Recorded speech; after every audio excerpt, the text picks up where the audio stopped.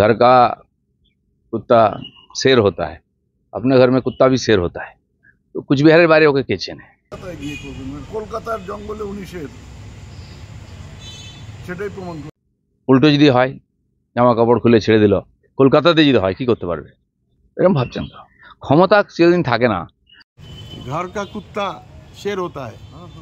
আপনাকে কুচবিহারের বাইরে কেউ চেনে না। ওটা তো কলকাতায় জামা কাপড় খুলে নিলে কি হবে? ওটা দিলীপ ঘোষ বলে দিলেন, প্রমাণ করে দিলেন যে ঘরের কুকুর শের হয়।